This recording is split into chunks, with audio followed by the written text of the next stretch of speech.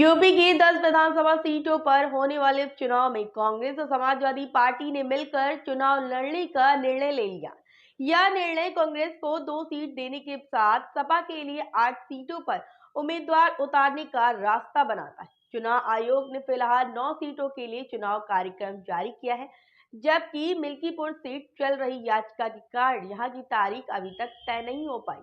बाकी सीटों पर चुनाव 13 नवंबर को होंगे। कांग्रेस को गाजियाबाद और खैर की सीटें दी गई, जो अलीगढ़ जिले में आती है। सपा के प्रवक्ता राजेंद्र चौधरी के अनुसार इन 2 सीटों के अलावा बाकी सीटों पर सपा अपने उम्मीदवार उतारेगी। सपा ने पहले ही करहल, सीमामऊ, फूलपुर, कटहरी, मझवा और मीरापुर में अपने प्रत्याशी घोषित कर दिए हैं। बता दें, मीरापुर के लिए सोमबुल राणा को उम्मीदवार के रूप में चुना गया है, जो पूर्व सांसद कादिर राणा की बहू और बसपा नेता मुनकात अली की बेटी है। इस गठबंधन के लिए चर्चा बुधवार को श्रीनगर में सपा अध्यक्ष अखिलेश यादव और कांग्रेस नेता राहुल गांधी के बीच हुई थी।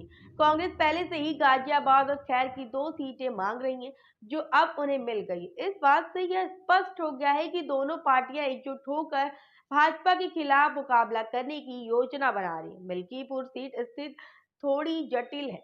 2022 के विधानसभा चुनाव में यह सपा नेता अवधेश प्रसाद ने भाजपा के गोरखनाथ को हराया था, लेकिन अब इस सीट पर चल रही याचिका चुनाव आयोग के निर्णय को प्रभावित कर रही है।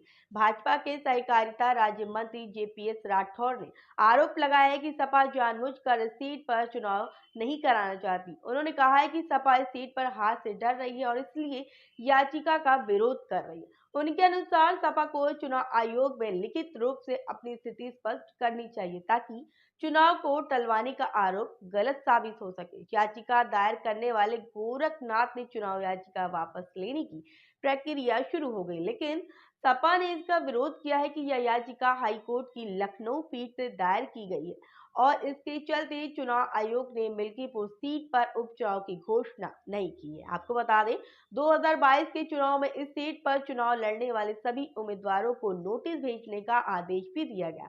इस स्थिति ने अन्य 9 सीटों पर होने वाले चुनाव की संभावना को भी प्रभावित किया है। भाजपा नेता गोरखनाथ ने कहा है कि यह चुनाव आयोग से अपील करेंगे कि मिल्कीपुर सीट पर अन्य 9 सीटों के साथ चुनाव कराने की अनुमति दी जाए।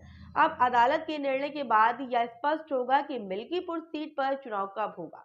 इस प्रकार उपचुनाव की स्थिति लगातार बदल रही है और दोनों पार्टियों की रणनीतियां इस समय चुनाव की दिशा तय करने में महत्वपूर्ण भूमिका निभा रही हैं। आगामी दिनों में चुनाव के माहौल में बदलाव देखने को मिल सकते हैं और इस गठबंधन का परिणाम यूपी की राजनीतिक स्थिति को प्रभावित भी कर सकता है।